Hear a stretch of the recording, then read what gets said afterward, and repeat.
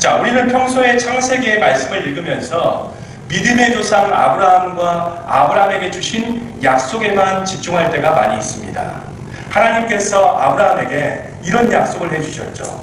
내 몸에서 나의 씨를 통해서 큰 민족을 이루겠다. 이 언약을 약속해 주셨습니다. 자, 그러나 우리가 한 가지 생각해 봐야 될 점은 아브라함의 언약이 성취되기 위해서는 반드시 한 사람의 동역이 필요합니다. 바로 아브라함의 아내 사라입니다. 하나님께서 약속하신 아브라함의 축복은 반드시 아브라함의 아내 사라를 통하지 않고서는 실현될 수 없는 약속들입니다. 자, 그래서 하나님께서는 아브라함의 약속을 이루시기 위해서 사라의 이름을 열국의 어미라는 뜻의 사라라는 이름으로 바꾸시면서 아브라함만큼이나 하나님께서는 사라를 중요시 여기시는 하나님이십니다. 자, 우리가 분명히 알아야 될 것은 사라 없는 아브라함, 사라가 없는 이스라엘은 존재할 수 없다는 것입니다. 자, 오늘 말씀은 이 사라와 교회를 비교해 가면서 하나님께서 세우고자 하신 교회가 어떤 모습인지 우리 함께 살펴보도록 하겠습니다. 자, 첫째로 교회는 하나님의 생명을 낳는 교회가 되어야 됩니다. 자, 하나님의 경륜 안에서 사라의 존재 목적은 아브라함의 아내가 되어서 하나님의 계획을 성취하는 일들입니다. 사라를 통한 하나님의 계획이라는 것은 약속의 자녀 이삭을 출생하는 일들이죠. 자, 우리 창세기 21장 2절부터 3절 말씀 함께 읽어보도록 하겠습니다. 사라가 임신하고 하나님이 말씀하신 시기가 되어 노년의 아브라함에게 아들을 낳으니 아브라함이 그에게 태어난 아들 곧 사라가 자기에게 낳은 아들을 이름하여 이삭이라 하였고. 아멘. 하나님의 계획 안에 사라의 존재 목적은 오늘날 예수님께서 피값으로 사신 교회의 존재 목적과 별반 다를 바가 없습니다. 사라가 약속의 아들을 출생시키는 일은 훗날 주님의 교회가 약속의 자녀들을 하나님의 생명으로 낳는 일들을 상징하고 있습니다. 사라가 열국의 어미가 되는 일들도 교회가 모든 하나님의 자녀들에 대해서 모체로서 기능을 담당해야 된다는 것을 우리에게 말씀하고 있습니다. 자, 교회는 사람을 많이 모으는 일에 성공 여부가 달려있지 않습니다. 교회의 성공 여부는 얼마나 성도를 하나님의 생명으로 출생시켜서 진정한 그리스도인을 만드냐에 성공의 여부가 달려있다는 것입니다. 이 존재와 이 사명을 완수하지 못하면 교회의 모든 사역은 실패한 것과 마찬가지입니다. 어떤 교회는 외적으로 큰 교회이지만 하나님의 생명으로 거듭난 진정한 그리스도인을 만들지 못하는 교회들도 있고, 어떤 교회들은 외적으로는 작은 교회이지만 하나님의 생명으로 거듭난 진정한 그리스도인을 출생시키는 교회들도 있습니다. 하나님의 입장에서는 교회의 크기와 성도들의 숫자는 별로 중요하지 않습니다. 하나님께서 중요하게 생각하시는 것은 교회가 얼마나 알곡된 성도를 만드냐는 것입니다. 아무리 교회가 크고 수많은 사람들이 모인다 할지라도 그 안에 영적인 쭉쭉이밖에 없더라면 하나님은 곳간에 주워 담을 수 있는 것이 아무것도 없는 것입니다. 농부인 하나님의 입장에서 생명의 농사를 짓는 목적이 있습니다. 하나님을 농부라고 성경은 표현하고 있죠. 자, 농부인 하나님의 입장에서 생명의 농사를 짓는 목적은 하나님의 생명으로 거듭난 알곡을 수확하기 위해서입니다. 교회는 구약의 사라와 같이 성도 한 사람 한 사람을 하나님의 생명으로 거듭난 알곡을 만드는 일에 모든 노력과 힘을 쏟아야 하는 것입니다. 크고 웅장한 교회가 좋은 교회가 아니라, 이름난 목사님이 심호하는 교회가 좋은 교회가 아니라, 사람이 많이 모이는 교회가 좋은 교회가 아니라, 하나님이 보시기에 가장 아름답고 가장 좋은 교회는 하나님의 생명으로 거듭난 알곡을 만드는 교회가 하나님이 보실 때 가장 아름다운 교회인 것입니다. 자, 그러면 알곡을 만드는 교회가 되려면 어떻게 해야 될까요? 자, 알곡으로 여물어지는 교회가 되려면 제일 먼저 나부터 진정한 주님의 알곡의 신앙을 가지고 있어야 됩니다. 그리고 난 다음에 씨를 뿌려야 된다는 것이죠. 먼저 나부터 영적으로 살아야 합니다. 우리 성도님들, 내가 영적으로 죽어 있으면 아무도 살릴 수가 없습니다. 내가 죽으면 아무것도 의미가 없다는 것이죠. 내가 신앙 안에 먼저 알곡이 된 다음에 씨를 뿌리는 전도를 하셔야 됩니다. 씨를 뿌리는 복음을 반드시 전하셔야 됩니다. 내 안에 예수로 충만해야 예수를 전할 수 있고, 내가 진정으로 우리 교회를 사랑해야 우리 교회를 자랑하고 전도할 수 있습니다. 자, 부흥이란 단어 아시죠? 이 부흥이란 단어는 목회자에게 달린 단어가 아닙니다. 또 어떤 교회 프로그램에 달려있는 이 부흥이란 두 글자도 아닙니다. 각자 교회 구성원들의 신앙이 영적으로 살아나고 영적으로 충만할 때 교회의 영적 부흥이 육적인 부흥으로 옮겨 붙는 것입니다. 자, 우리 2025년에 우리 모든 성도님들이 영적으로 하나님 안에서 살아나서 복음을 전하고 증거해서 하나님께서 원하시는 생명을 낳는 교회를 세우시는 축복과 은혜가 함께 있기를 예수님 이름으로 축원합니다. 자, 둘째로 교회는 바로 어떤 곳이냐? 하나님의 뜻과 인도하심을 따르는 교회가 되어야 합니다. 자, 이삭이 출생하기 전에 사라는 하나님께 불순종한 사건이 있었습니다. 하나님은 아브라함과 사라에게 한 아이가 태어날 것을 약속을 했습니다. 그러나 아브라함과 사라는 어떤 모습을 보입니까? 제일 처음에 믿음이 연약했기 때문에 하나님의 약속을 신뢰하지 못합니다.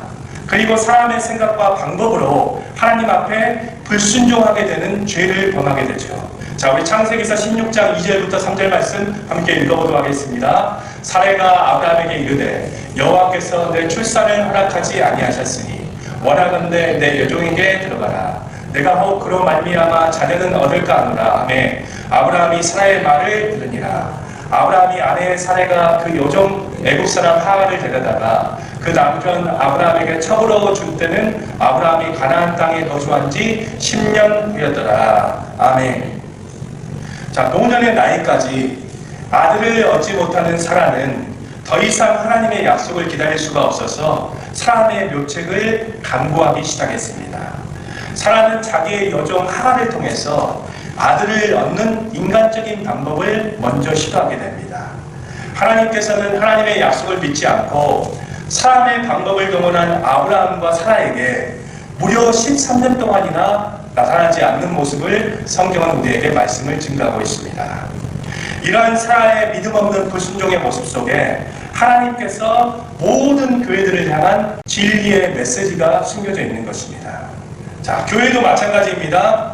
예수님의 특각으로 세워진 이 교회가 하나님의 방법이 아니라 인간적인 방법과 묘책을 사용하면 하나님은 일하시지 않고 침묵하신다는 것입니다. 교회는 예수님만이 주인이시고 예수님만이 왕이 되십니다. 어떤 사람도 어느 누구도 교회의 주인이 될 수 없습니다. 교회는 머리 대신 주님의 몸으로서 하나님의 뜻 가운데 나가야 하고 하나님의 방법대로 선택을 해야 되고 하나님의 마음으로 움직여지는 공동체가 되어야 된다는 것입니다. 어떤 교회는 좋은 시설과 많은 재정이 있고 많은 프로그램과 활동들이 있습니다. 그러나 하나님의 영광보다 사람들이 원하는 육신적인 니즈에만 초점을 맞춥니다. 이런 교회는 사람에게는 칭송을 받을 수 있고 사람에게는 박수를 받을 수 있지만 하나님의 영광과 임재는 함께하지 않습니다. 겉으로 보기에는 좋은 교회 같지만 내부의 영성과 신앙은 철저히 죽어있는 경우가 많습니다. 교회는 반드시 세상의 가치관과 인본주의를 따라가지는 않습니다. 교회는 사람의 육신적인 생각과 방법도 따라가서도 안 됩니다.